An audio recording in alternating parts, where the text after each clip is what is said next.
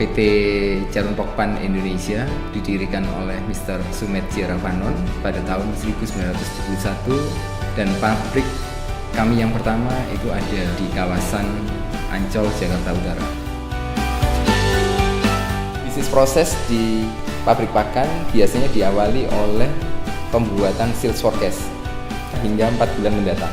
Berdasarkan sales forecast ini akan dilakukan proses pembuatan material planning, jadi rencana pembelian.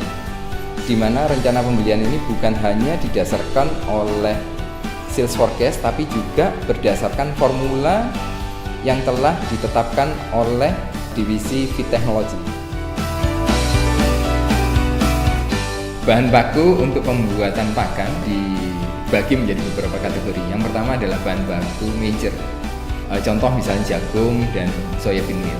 Yang kedua adalah bahan baku yang bersifat minor. Di luar bahan baku major, minor dan aditif biasa disebut sebagai premix, vitamin dan mineral.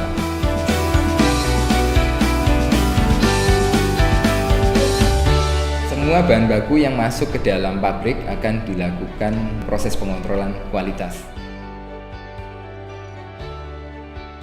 Proses pengontrolan kualitas biasanya dimulai pengambilan sampel yang dilakukan secara random.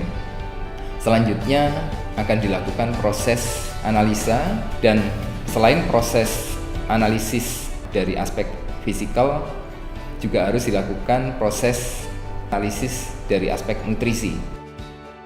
Bahan baku tersebut akan disimpan dalam fasilitas penyimpanan yang telah ditentukan sebelumnya. Saat ini Charoen Pokpan Indonesia memiliki 8 pabrik.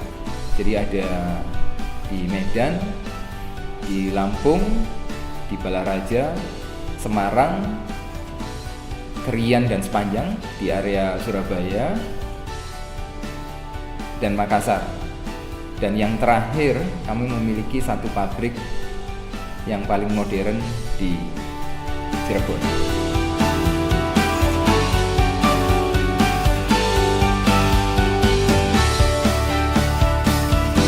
Hasil produksi yang kita hasilkan di CPO Feed Mill Cirebon sudah selalu melalui proses pengontrolan dari QC, dan juga penyimpanan di gudang kami hanya 3 hari, dan selalu kontrol FIFO-nya sehingga pakan yang sampai ke customer dalam kondisi selalu fresh.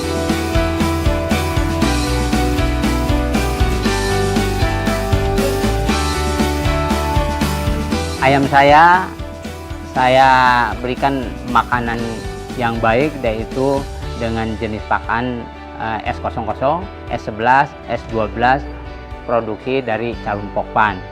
Dan ayam saya pada usia 30 hari bobot sekarang sudah mencapai 1,8 sampai 2 kilo.